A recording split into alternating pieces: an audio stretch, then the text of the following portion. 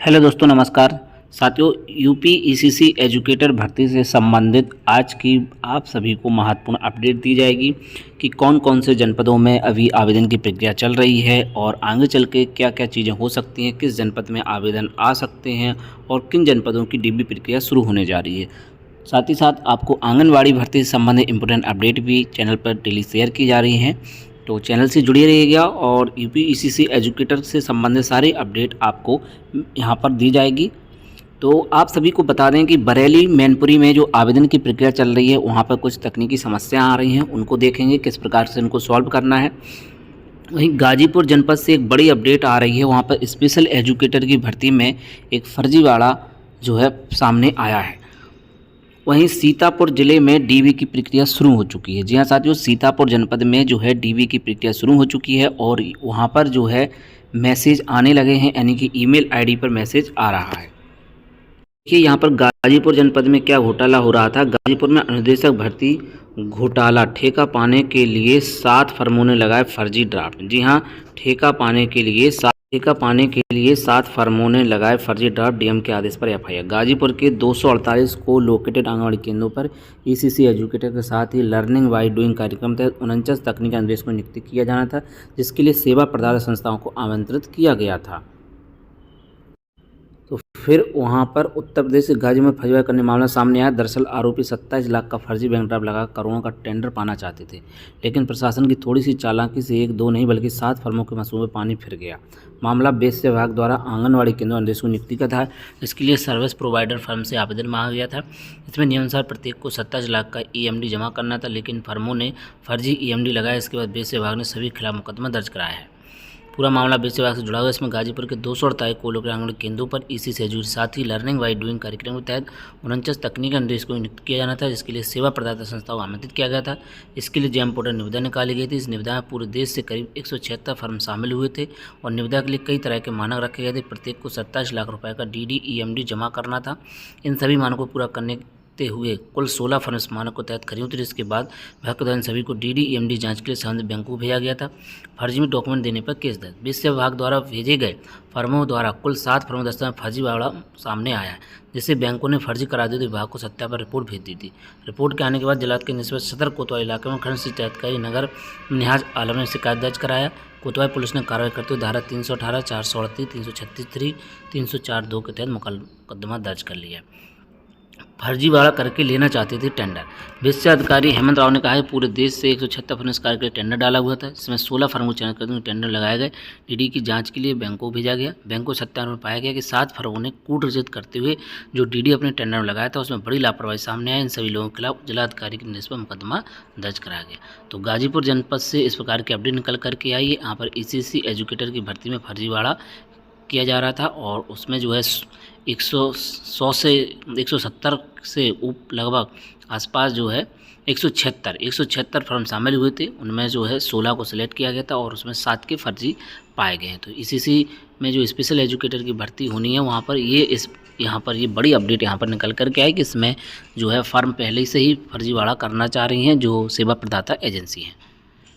वहीं सीतापुर जनपद से बड़ी अपडेट आ रही है कि सीतापुर जनपद में जो है डीवी के लिए कॉल मैसेज आने शुरू हो चुके हैं और जो आपके द्वारा ईमेल आईडी डाली हुई थी वहां पर जो है अपडेट आना शुरू हो चुकी है। वहां पर इस प्रकार के लेटर जारी किए जा रहे हैं।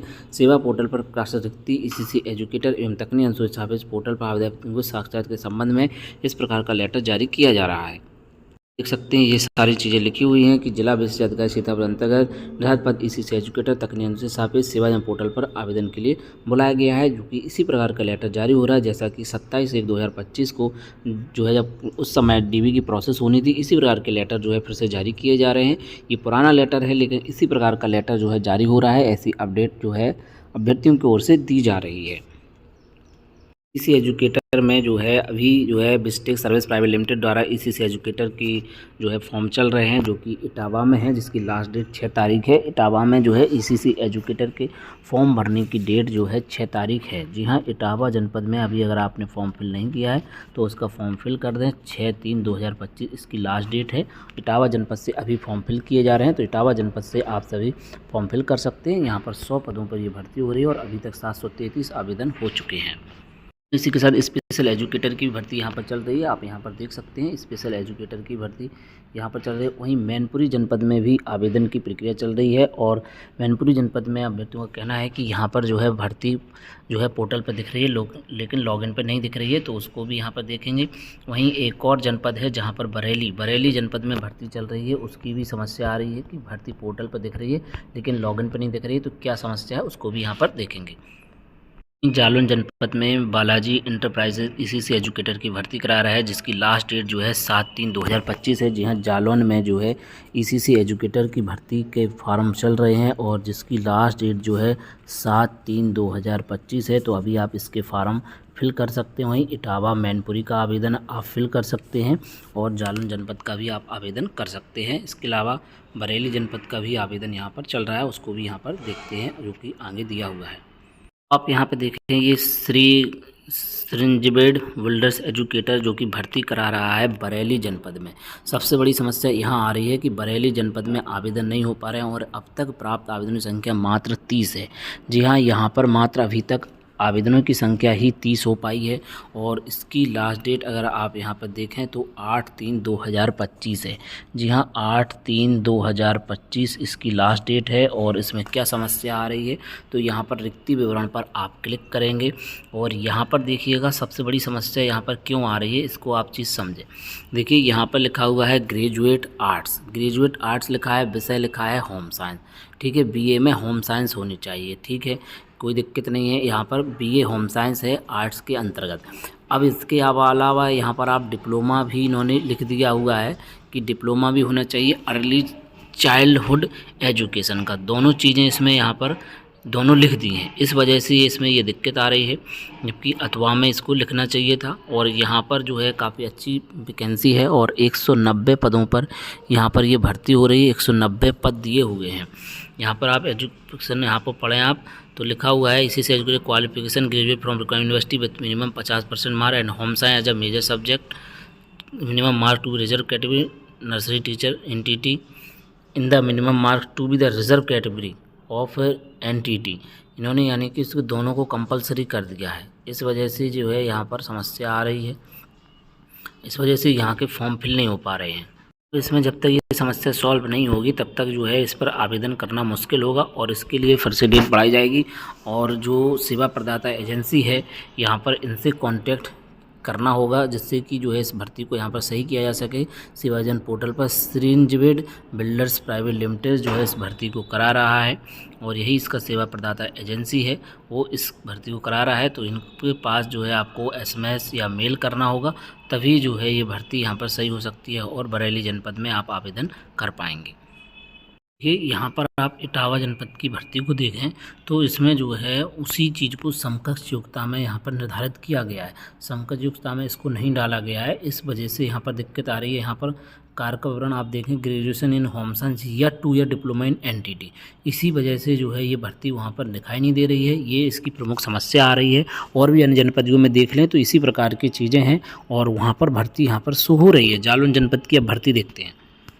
अब आप जालौन जनपद की भर्ती यहाँ पर देखें, बालाजी इंटरप्राइजेस को करा रहा है। यहाँ पर आप देखें तो graduate arts bachelor of home science all subject, यहाँ पर देखिए समकक्ष योग्यता में इन दोनों को लिखा गया है, वहाँ पर इस प्रकार की चीज़ें नहीं दी गई हैं। इस वजह से ये सबसे बड़ी समस्या आ रही है कि जो है इसको अथवा में नहीं दिया गया है, इस वजह से वो भर्ती वहाँ पर नहीं दिख रही है। यानी कि आपको डिप्लोमा भी ज़रूरी है, इस वजह से वो भर्ती वहाँ पर शो नहीं कर रही है और जो है वहाँ पर आवेदन नहीं हो पा रहे हैं। तो जालौन जनपद में 110 पदों पर भर्ती हो रही है और इस वजह से यहाँ के आवेदन हो पा रहे हैं, जबकि बरेली जनपद के आवेदन नहीं हो पा रहे हैं और मैनपुरी में भी दिक्कत आ रही है। तो आप जो है कुछ चीज़ें अपनी आईडी पर भी सही कर लें, क्या सही करना है उसको भी आप यहाँ पर देखें। तो देखिए यहाँ पर बरेली में समकक्ष योग्यता देखिए खाली रख दिया है, जबकि ये दोनों को यहाँ पर ऐड कर लिया गया। इसी वजह से जो है इसमें ये भी कंपलसरी हो गया कि डिप्लोमा भी होना चाहिए, इस वजह से जो है इसमें आवेदन नहीं कर पा रहे हैं। तो चलिए, और जिनका आवेदन नहीं हो पा रहा है उनके पास बीए होम साइंस है और क्यों जो है बीए होम साइंस या बीएससी होम साइंस है तो उनका क्यों नहीं हो पा रहा है, इसको एक बार सेलेक्ट कर लेते हैं और देखते हैं कि कैसे जो है इसको सही करना है।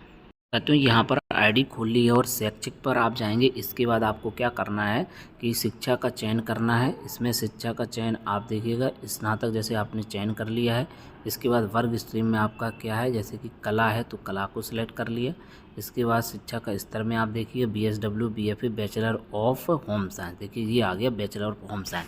कुछ लोग इसमें जो है सिर्फ BA को सिलेक्ट कर देते हैं, इस वजह से ये भर्ती आपके पोर्टल पर नहीं दिखी। तो आपको बैचलर ऑफ होम साइंस यहाँ पर सिलेक्ट करना होगा और उसके बाद फिर उसके जो भी सब्जेक्ट हैं तो आप इन सभी को एक बार क्लिक कर दें और तब इसके बाद आप इसका फॉर्म फिल करेंगे, तब जो है भर्ती आपके पोर्टल पर दिखनी शुरू हो जाएगी। तो इस चीज़ का आपको ध्यान रखना है। और इसमें जो है आपको शिक्षा का माध्यम, जैसे कि इसमें हिंदी है तो हिंदी डाल लीजिए, अगर आपने इंग्लिश में पढ़ाई की है तो इंग्लिश में, नहीं तो इसमें आप हिंदी डाल दीजिएगा। और बाकी की चीज़ें आप इसमें भर सकते हैं। तो कला में आपको जो है कला सेलेक्ट करना है पहले, और फिर इसके बाद शिक्षा का स्तर बैचलर ऑफ होम साइंस को सिलेक्ट करना है, तभी भर्ती आपके पोर्टल पर दिखेगी। कुछ लोग कहना है कि कला जो है में होम साइंस नहीं आना चाहिए, तो देखिए कला विषय के अंतर्गत ही होम साइंस आता है। साथियों, आपको इस स्नातक और वर्ग में कला सेलेक्ट करके बैचलर ऑफ होम साइंस को सिलेक्ट कर लेना है, तभी भर्ती आपकी पोर्टल पर शो होगी। तो इस प्रकार से आप जो है भर्ती आपके पोर्टल पर शो होने लगेगी। अगर आपकी इसकी वजह से समस्या है और जो है पोर्टल पर अगर किसी सेवा प्रदाता एजेंसी की ओर से ऑलरेडी जो है जो समकक्ष युक्त है, अगर वो गलत दर्शा दी गई है, यानी कि BA होम साइंस भी होना ज़रूरी है और NTT या ECC का डिप्लोमा होना ज़रूरी है, तो इस वजह से जो है आपका आवेदन वहाँ पर नहीं हो पा रहा है। तो इस चीज़ को आपको ध्यान रखना होगा, इस वजह से ये आवेदन नहीं हो पा रहा है और ये समस्या सभी के में आ रही होगी। कुछ लोगों के आवेदन डल पा रहे होंगे, कुछ के नहीं डल पा रहे होंगे, अधिकतर के आवेदन नहीं डल पा रहे हैं। और बहुत से अभ्यर्थियों के जो है मैसेज भी आ रहे हैं कि सर बरेली जनपद से आवेदन नहीं डल पा रहा है। तो बरेली जनपद की जो ID जो लॉगिन पर शो नहीं हो रही है भर्ती, वो इसका कारण मैंने आपको बता दिया है कि वहाँ पर समकक्ष योग्यता में भी डिप्लोमा अनिवार्य लिखा हुआ है, इस वजह से ये समस्या आ रही है।